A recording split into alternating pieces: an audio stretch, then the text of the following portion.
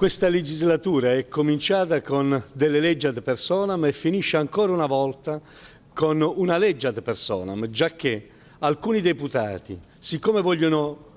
costruire un altro partito, un'altra lista, perché non hanno più spazio nelle loro,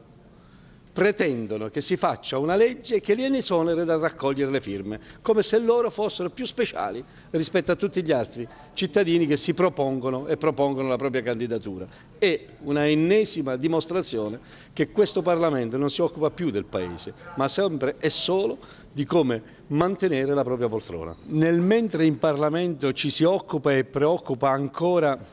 su come fare per bypassare la legge per chiedere ai cittadini il proprio voto, non si fa nulla né si esprimono pareri sull'incandidabilità dei condannati. E la proposta del Governo per noi dell'Italia dei Valori è una proposta al ribasso che serve soltanto per coprirsi di aria fresca, giacché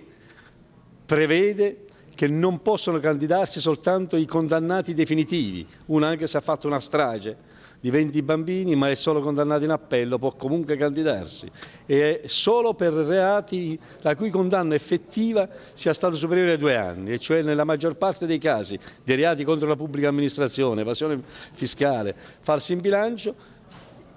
i cittadini condannati possono ancora candidarsi. Io ritengo che ancora una volta ci sia stata l'occasione per fare qualcosa per questo Paese, ma come al solito i veti incrociati fra i partiti maggiori del compromesso hanno impedito tutto ciò, così come tutto ciò è stato impedito con riferimento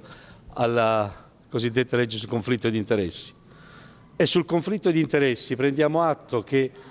il candidato presidente del centrodestra Bersani ha detto che vuole farlo come prima legge. Speriamo che questa volta sia davvero la prima legge e non il primo annuncio, e in questo senso la proposta dell'Italia dei Valori di costruire un centrosinistra che ci crede nel programma e dice ai cittadini prima quale sia il programma è necessario, perché non credo proprio che riuscirà a fare una legge sul conflitto di interessi o sull'incandidabilità dei condannati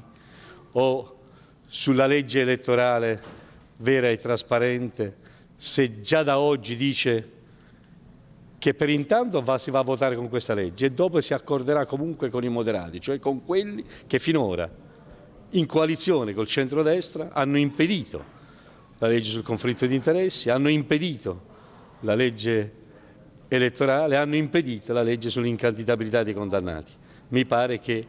questa voglia matta del Presidente incaricato da parte del centrosinistra di fare il Presidente del Consiglio sia un po' come mettersi una corda al collo.